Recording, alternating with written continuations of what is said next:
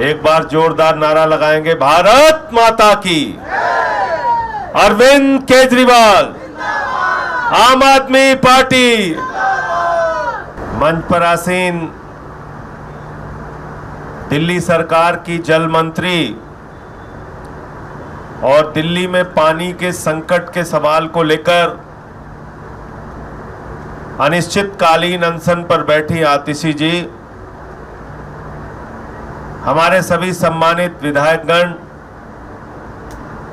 पार्षदगण, विधानसभा के अध्यक्ष आदरणीय रामनिवास गोयल जी, महाराष्ट्र के प्रदेश अध्यक्ष जी, वहां के प्रभारी गोपाल भाई, अजीत भाई, धनंजय भाई, विजय भाई और यूथ विंग के हमारे प्रदेश के अध्यक्ष पंकज गुप्ता जी और नौजवान सभी साथी। यूथ विंग वाले पीछे मत रहिए, आगे रहा कीजिए आप लोग हैं। यूथ विंग आगे रहना चाहिए लड़ाई में, क्यों? एक बार इन नौजवानों के लिए भी तालियां बजाइए आप लोग। अब हर दिन एक न एक विंग की ड्यूटी लगेगी, कभी महिला विंग की, कभी ऑटो विंग की, कभी अधिवक्ता, कभी डॉक्टर विंग, सबकी ड्यूटी लगेगी। और इस सब पूरे काम को देखने की जिम्मेदारी भाई दिलीप पांडे जी और दुर्गेश पाठक जी, इन लोगों के ऊपर होगी।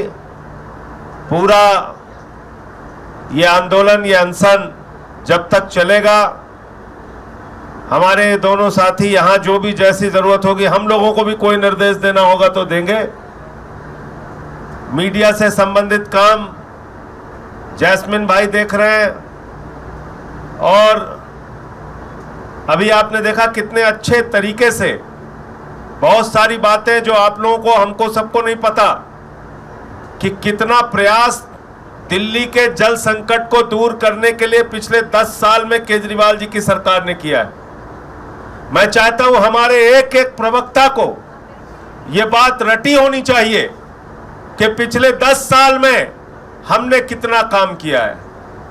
यह एक बहुत बड़ा बुनियादी फर्क है कि एक तरफ वो लोग हैं जो पानी की पाइपलाइन तोड़ने का काम करते हैं, जल बोर्ड का दफ्तर तोड़ने का काम करते हैं, एक तरफ वो लोग हैं जो गुंडागर्दी करने का काम करते हैं भाजपा वाले, और दूसरी तरफ आम आदमी पार्टी के लोग हैं, केजरीवाल जी हैं, उनकी सरकार है, उनकी मंत्री हैं। कितना काम इन्होंने अनऑथराइज्ड कॉलोनीज के अंदर पानी पहुंचाने के लिए किया, कितना काम इन्होंने नई पाइपलाइन बिछाने के लिए काम किया। बताइए, 73,000 किलोमीटर, नई और पुरानी दोनों मिला के 7300 7,300 किलोमीटर नई पाइपलाइन बिछी, और पुरानी पाइपलाइन को भी ठीक किया गया। लगभग 3,800 मीटर की पाइपलाइन ठीक किया गया। 3500 किलोमीटर 3500 किलोमीटर की पाइपलाइन ठीक किया गया। 7,300 किलोमीटर की नई पाइपलाइन बिछाई गई। आप सोचिए, 11,000 किलोमीटर की नई पाइपलाइन दिल्ली के अंदर बिछाई गई है। जो जब आपसे सवाल पूछते हैं बीजेपी वाले कि काम क्या किया, तो आपको ये बताना चाहिए, इसका तो रिकॉर्ड है, कोई छिपी हुई चीज नहीं है। 11,000 किलोमीटर की नई पाइपलाइन दिल्ली के अंदर बिछाई गई। आपसे पूछा जाए कि दिल्ली में पानी का संकट क्यों है, तो आप बताइए कि जब 1994 में आज की तुलना में आबादी कम थी, तब भी हमारा पानी का जो कोटा था वो 1005 MGD था। आज 94 से लेके 30 साल बीत गए। 30 साल में दिल्ली की आबादी कहां से कहां पहुंच गई। बावजूद इसके दिल्ली का जो पानी का कोटा है वो बढ़ाया नहीं गया। 1005 MGD पानी ही दिल्ली को मिल रहा है। अब उस 1005 MGD पानी में भी आबादी बढ़ गई। 30 साल पहले जितना पानी का कोटा था वो पानी बढ़ा नहीं। पानी बढ़ना तो दूर, जैसे ही मोदी जी की सरकार जीती उन्होंने कहा पहला काम करना है दिल्ली के अंदर पानी बंद करो। और 5 जून के बाद लगातार हरियाणा से दिल्ली का पानी बंद करवा दिया। हरियाणा में किसकी सरकार है भाई? किसकी सरकार है? जोर से बोलिए, किसकी सरकार है? किसकी सरकार है? कम सुनाई दे रहा है मुझे। किसकी सरकार है? फिर कुछ भूल रहे हैं आप। किसकी सरकार है? अभी फिर आप थोड़ा थोड़ा भूल रहे हैं। किसकी सरकार है? डबल इंजन वाली सरकार। क्या कहते हैं मोदी जी? क्या कहते हैं? हरियाणा के लोगों, हमें वोट देना, डबल इंजन की सरकार हम बनाएंगे। यानी कि ऊपर मोदी, नीचे नायब सिंह या खट्टर इसके पहले थे। कहते नहीं कहते?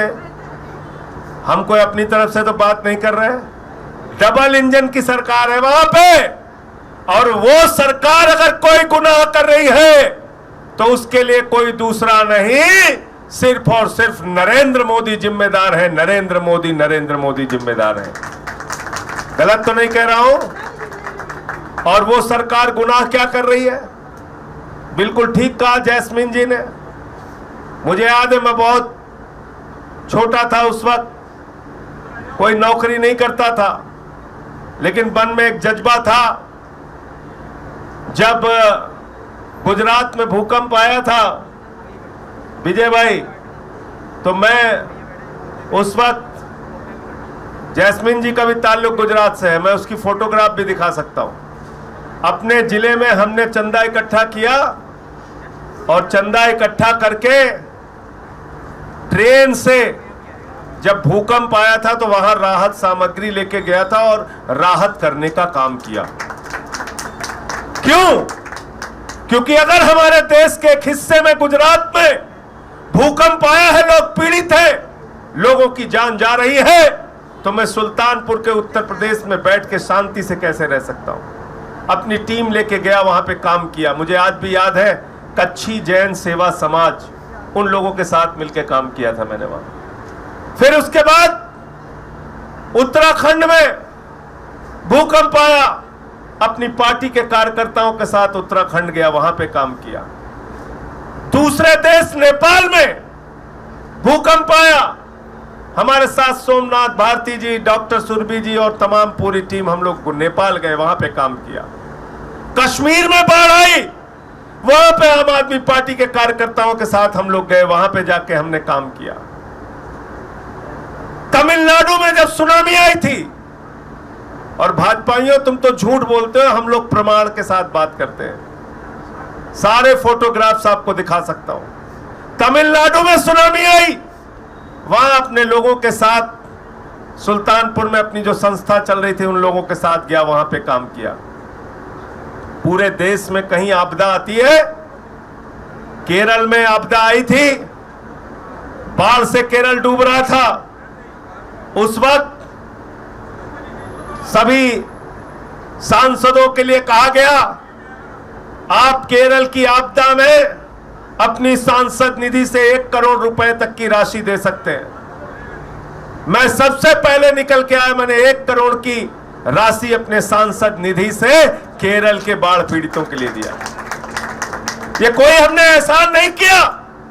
इस भारत की मिट्टी में पैदा होने के नाते ये हमारी जिम्मेदारी है कि देश के किसी हिस्से में अगर पीड़ा है, वो चाहे गुजरात हो, वो चाहे तमिलनाडु हो, वो चाहे कश्मीर हो, वो चाहे उत्तराखंड हो, और मैं तो कहता हूं देश ही नहीं दुनिया के किसी भी हिस्से में पीड़ा हो, तो हमारा धर्म, हिंदू धर्म, जो वसुधैव कुटुंबकम की बात करता है, जो करुणा की बात करता है, जो प्रेम की बात करता है, जो दया की बात कहता है, जो कहता है धर्म की जय हो, अधर्म का नाश हो, प्राणियों में सद्भावना हो, विश्व का कल्याण हो, विश्व का कल्याण की भावना रखने वाले, इस धर्म को मानने वाले हम लोग आगे बढ़कर लोगों की सेवा करने के लिए तैयार रहते हैं। ये हमारा धर्म हमको सिखाता है। पता नहीं मोदी जी कौन सा हिंदू धर्म मानते हैं। कहां किस हिंदू धर्म में आपने पढ़ लिया कि पानी रोकना है, पीने का पानी देना नहीं है, एक एक बूंद पानी के लिए तरसा देना है। किस हिंदू धर्म की शिक्षा ली आपने? इस्लाम को पढ़ लो, पानी पिलाना सबसे पुनीत कार्य बताया गया। सिख धर्म को पढ़ लो, पानी पिलाना, सेवा करना, गुरुद्वारे में लंगर चलाना, भूखों की भूख मिटाना, ये सबसे बड़ा पुण्य का काम बताया गया। और आज ये भाजपाई इतने क्रूर, इतने निर्दयी, पानी रोक रहे हैं दिल्ली के लोगों का।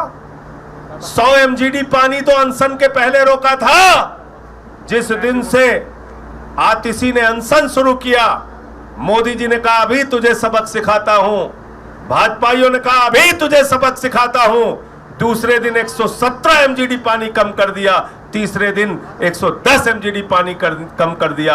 यानी कि 28 लाख लोगों के पानी की जो कमी थी वो अब और बढ़ के लगभग 31 लाख लोगों के बराबर का जितना पानी होता है उतना कम पानी दिल्ली के अंदर छोड़ा गया। यह हाल हो गया है, यह हाल कर रहे हैं दिल्ली का। और आज मुझे बहुत ही शर्म आई। मैं भाजपाइयों को, वैसे तो मैं मानता हूं कि ये महामूर्ख हैं। जब इनका नेता, इनका प्रधानमंत्री ही मूर्ख है तो नीचे के कार्यकर्ता क्या होंगे? वो भी मूर्खता की ही बात करेंगे, उनके नेता भी मूर्खता की ही बात करेंगे। आज जब मैं आ रहा था तो दिलीप भाई, मैंने पढ़ा इनका एक ट्वीट आया है, काम कुछ नहीं करेंगे, एक पैसे का काम आपके लिए नहीं करेंगे। आप पानी के लिए तड़प रहे हैं, उसकी चिंता इनको नहीं है। क्या दिखा रहे हैं? ये देखो साहब, स्टेज खाली है, ये पंडाल खाली है, ये आतिशी तो अंदर बैठती है, ये अनशन कैसा चल रहा है। अरे फ्रॉड भाजपाइयों, डफर भाजपाइयों, मूर्खों, तुम्हें पता होना चाहिए जो अनशन पर बैठता है उसका चिकित्सीय परीक्षण होता है, डॉक्टर आके जांच करता है। अगर कोई जरा सा भी कुछ खा लेगा ना तो उसको उसकी डॉक्टरी जांच में पकड़ा जाएगा।